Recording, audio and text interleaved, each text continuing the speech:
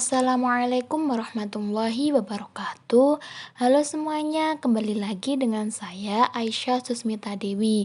Nah, dalam video pembelajaran kali ini kita akan membahas salah satu pembahasan dalam mata kuliah geometri transformasi, yaitu pembahasan contoh dan teorema pada transformasi bidang Euclid. Nah, pada video pembelajaran kali ini kita akan membahas 3 pembahasan. Yang pertama adalah contoh 1.17. Yang kedua adalah contoh 1.18 dan yang ketiga adalah teorema 1.7. Langsung saja kita masuk dalam contoh 1.17. Nah, di dalam contoh 1.17 terdapat persoalan diberikan sebuah lingkaran dengan jari-jari R dan pusat titik A pada bidang Euclid. Ditetapkan relasi T sebagai berikut. Untuk setiap P elemen V, maka TP sama dengan Q sehingga AP dikali AQ sama dengan R kuadrat.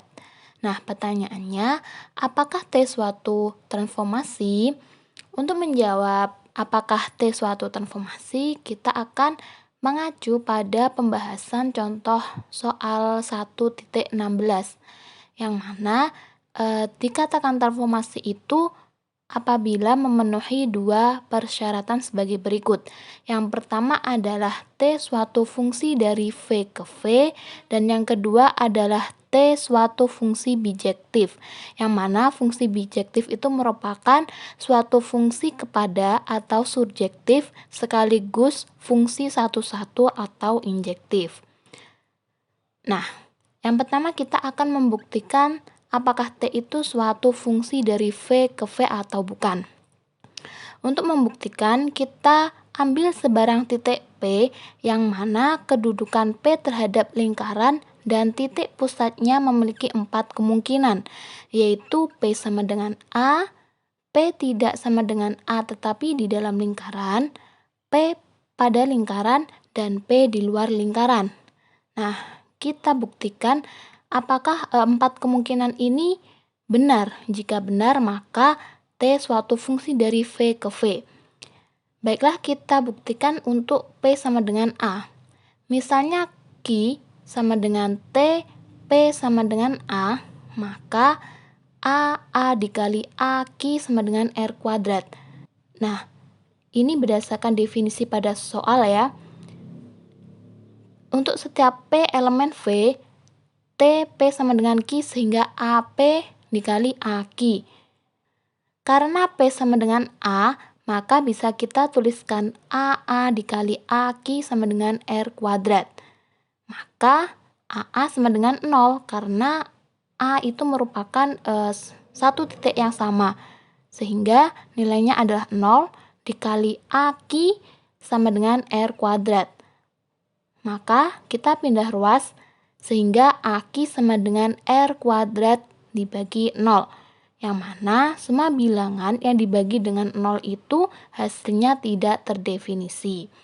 Artinya tidak ada Q sehingga AA dikali AQ sama dengan R kuadrat. Hal ini berakibat bahwa apabila P sama dengan A, tidak ada Q elemen V sehingga AP dikali AQ sama dengan R kuadrat. Jadi T bukan fungsi dari V ke V. Nah, karena salah satu syarat dari suatu transformasi tidak terpenuhi, maka dapat kita simpulkan bahwa T itu bukan merupakan suatu transformasi. Nah, selanjutnya kita langsung masuk saja ke dalam contoh soal 1.18. Dalam persoalan contoh 1.18 ini, ambil transformasi T1 yang ditetapkan seperti pada contoh 1.16. Yaitu misalkan V bidang Euclid sedangkan A suatu titik tertentu, maka T1 ditetapkan untuk setiap P elemen V, maka terdapat 2 pernyataan. Yang pertama, pernyataan 1.1, jika P sama dengan A, maka T1P sama dengan A. Kemudian pernyataan yang kedua, pernyataan 1.2, jika P bukan sama dengan A, maka T1P sama dengan P aksen, dengan P aksen tersebut merupakan titik tengah dari ruas garis AP. Selanjutnya kita ambil relasi T2 yang ditetapkan sebagai berikut. Misalnya V bidang Euclid dan G suatu garis tertentu, untuk setiap P elemen V, maka terdapat pernyataan berikut. 2.1 jika P merupakan elemen dari G, maka T2P sama dengan P. Dan pernyataan kedua, pernyataan 2.2, jika P bukan elemen G, maka T2P sama dengan P aksen, dengan P aksen merupakan titik tengah ruas garis tegak lurus dari P ke G. Nah, selidiki. Yang pertama, apakah T2 merupakan suatu transformasi? Dan yang kedua, apakah T1 bundaran T2 itu sama dengan T2 bundaran T1? Untuk membuktikan pernyataan yang pertama, yaitu apakah T2 suatu transformasi, kita bisa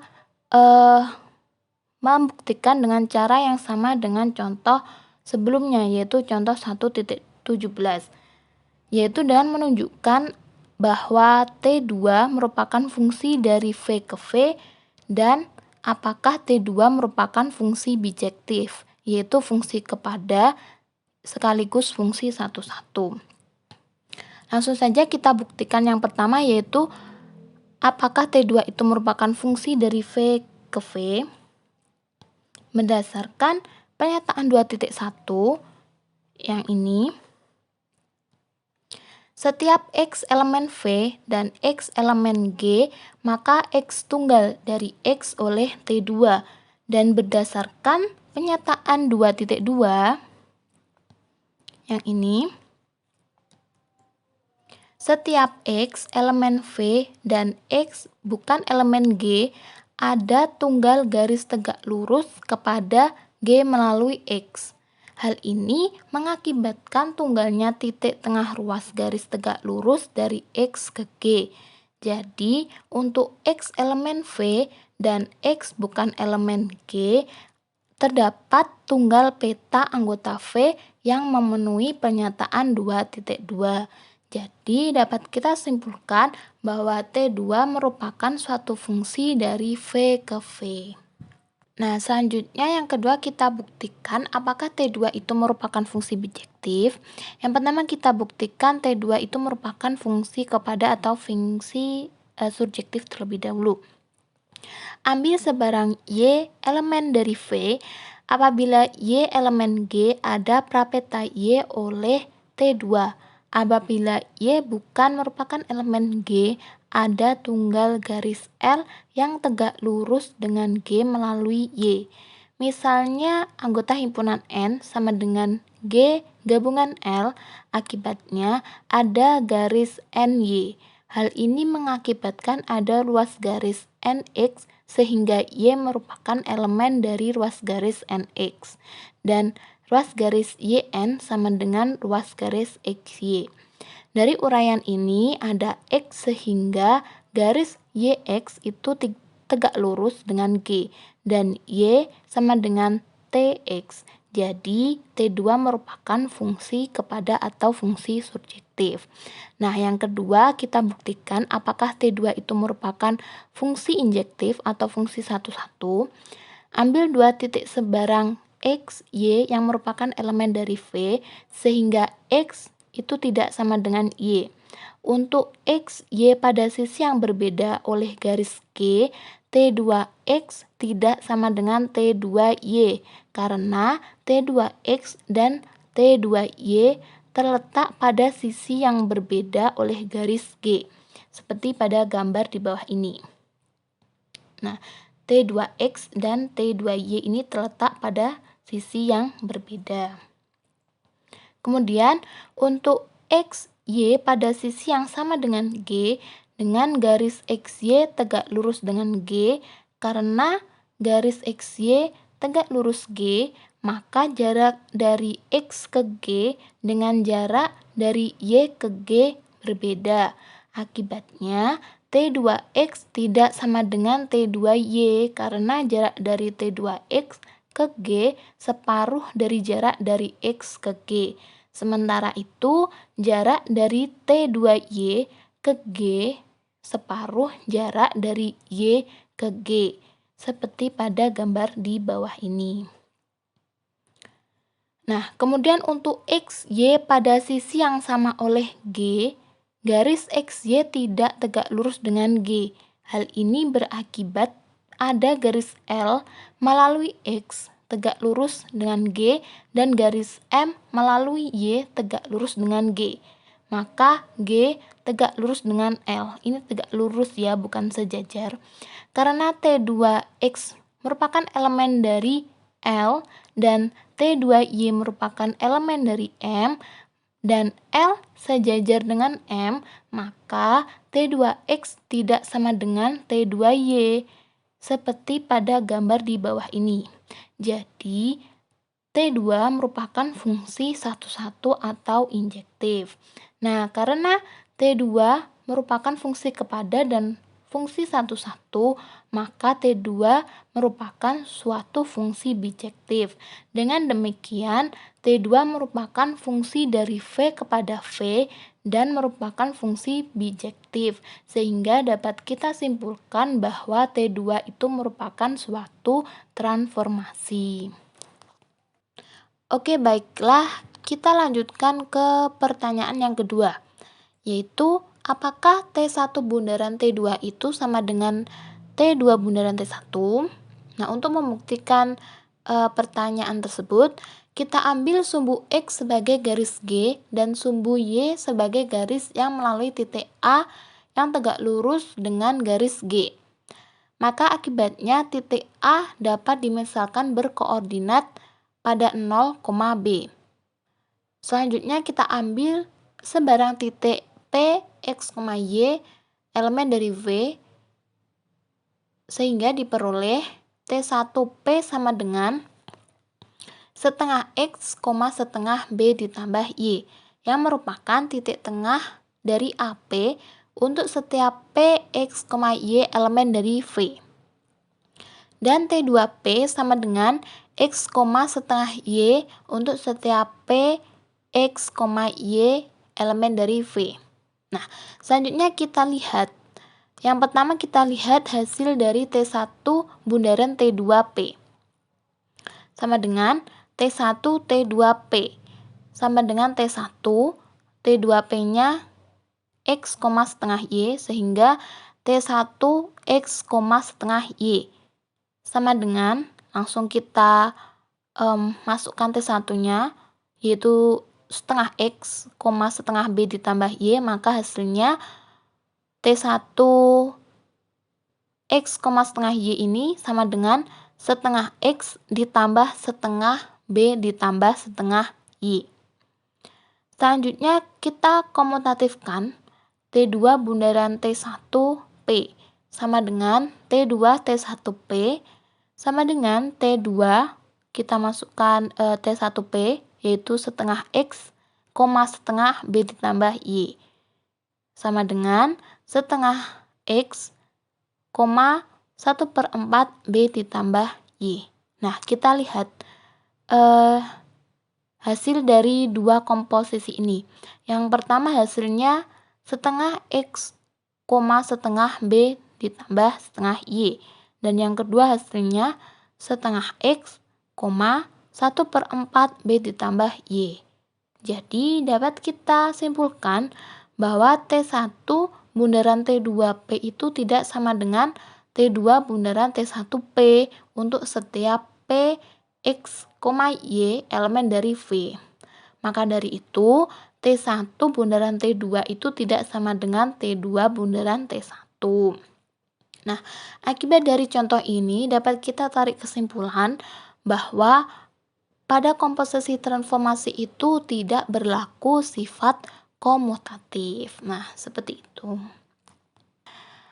Oke, selanjutnya kita masuk ke dalam pembahasan yang terakhir, yaitu pembahasan teorema 1.7 yang berbunyi, misalkan diberikan dua buah transformasi T1 dan T2, maka T1 bundaran T2 inverse sama dengan T2 inverse bundaran T1 inverse.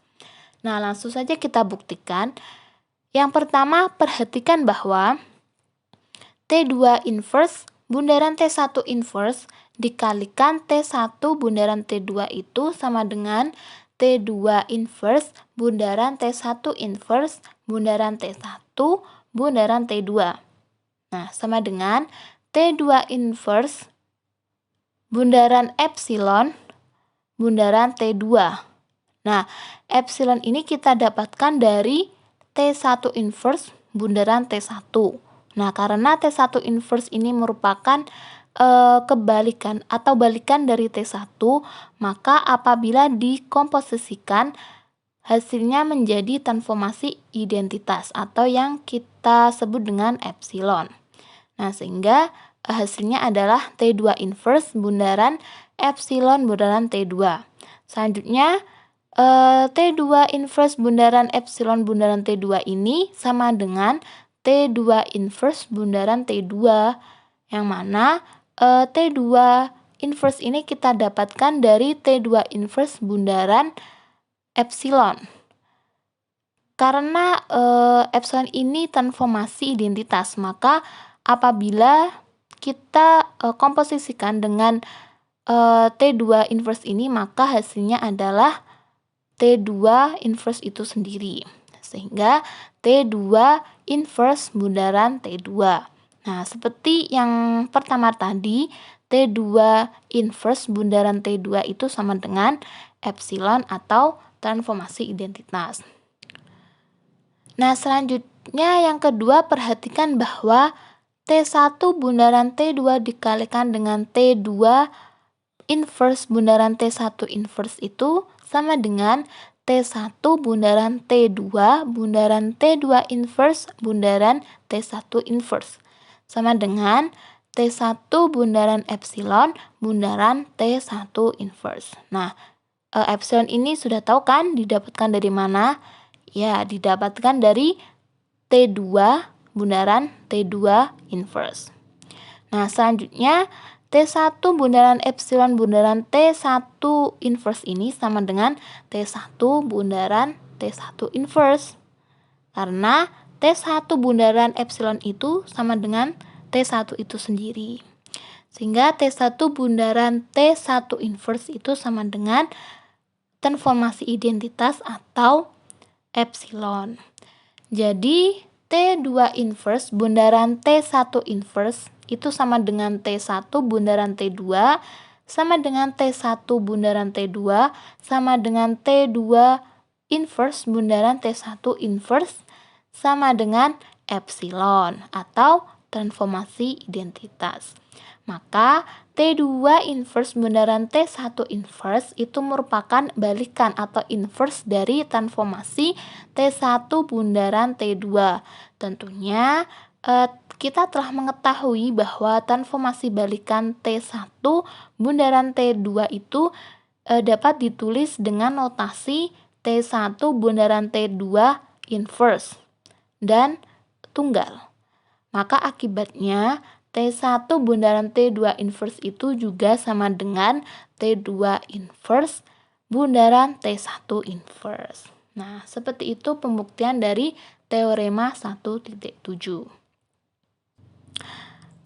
Nah, oke, pembahasan kita tentang beberapa contoh dan teorema pada transformasi bidang Euclid sudah selesai. Terima kasih atas perhatiannya. Semoga apa yang kita pelajari dalam video pembelajaran ini dapat bermanfaat buat kalian semua. Assalamualaikum warahmatullahi wabarakatuh.